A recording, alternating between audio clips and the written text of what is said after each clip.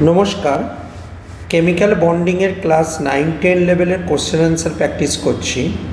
प्रथम क्वेश्चनটা আমাদের বলেছে যে মেল্টিং পয়েন্ট কম্পেয়ার করো। আমাকে দেওয়া আছে NaF আর MgO।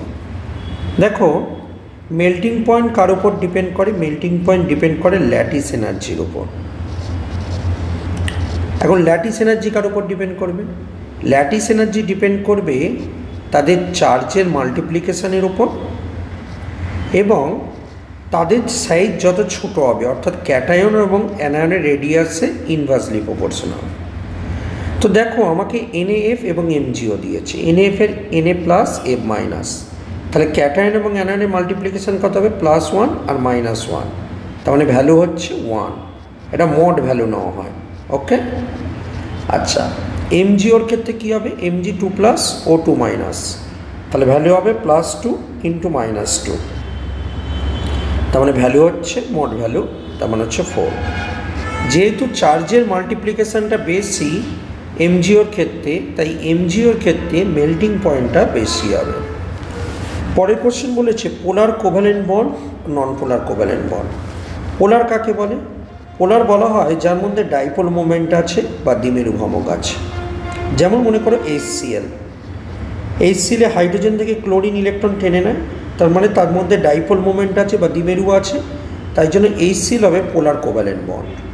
নন পোলার কোভ্যালেন্ট কি? যাদের মধ্যে ডাইপোল মোমেন্ট বা দ্বিমেরু ভ্রামক নেই, যেমন দুটোই যদি সেম অ্যাটম হয়ে থাকে, তখন সেটা হবে non polar covalent bond. Next question, NaCl কেন ওয়াটারে সলিউবল হয়? অ্যাকচুয়ালি ওয়াটারে কোন কম্পাউন্ড সলিউবল হয়? যারা ইলেকট্রোভ্যালেন্ট। ওকে, এখন NaCl দেখো Na+ Cl-, ক্যাটায়ন এবং অ্যানায়ন আকারে থাকে, তাই জন্য এটা হলো ইলেকট্রোভ্যালেন্ট। আর যেহেতু ইলেকট্রোভ্যালেন্ট NaCl, তাই জন্য এটা ওয়াটারের মধ্যে সলিউবল হয়।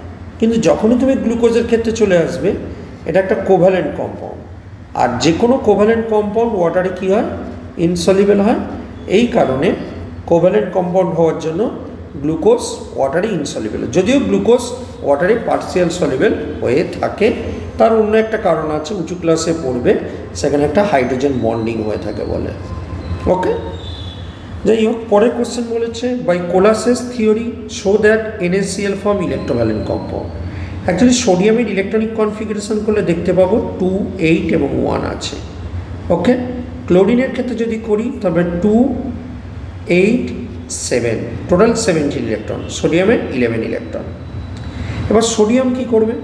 সোডিয়াম কি করবে? নিজে একটা ইলেকট্রন লস করবে, করে Na+ হবে, যার ক্ষেত্রে ইলেকট্রন হয় 2 আর 8। ক্লোরিন কি করে? ক্লোরিন একটা ইলেকট্রন গেইন করে এবং গেইন করে ইলেকট্রন কী হয়? Cl- হয়, যার হয় 2, 8, 8, মানে দুটোই হয় ইনার্ট গ্যাস কনফিগারেশন। কোসেলস থিওরি বলছে যে ইনার্ট গ্যাস কনফিগারেশন পাওয়ার জন্য মেটালটা ইলেকট্রন লস করে আর এটা ইলেকট্রন গেইন করে এবং NaCl ফর্মেশন হয়। ওকে, পরে কোশ্চেন SO2 ফর্মেশন জিজ্ঞেস করছে। সো সালফার, অক্সিজেন এর 2টো ইলেকট্রন, মোট 6টা ইলেকট্রন, আর প্রতিটা অক্সিজেনে কটা করে ইলেকট্রন থাকে? 6টা করে ইলেকট্রন থাকে। ঠিক আছে, এবার কি হবে? এবার অক্সিজেন এখানে 2টি ইলেকট্রন নিয়ে অক্টেট হবে, এখানে 2টি ইলেকট্রন নিয়ে অক্টেট হবে, আর সালফার 6টা, এখান থেকে একটা করে ইলেকট্রন নিয়ে অক্টেট হবে। তো এটা হলো আমার কাছে SO2 structure. Is it clear? এই ছিল আমাদের কেমিক্যাল বন্ডিংয়ের কোশ্চেন। ধন্যবাদ।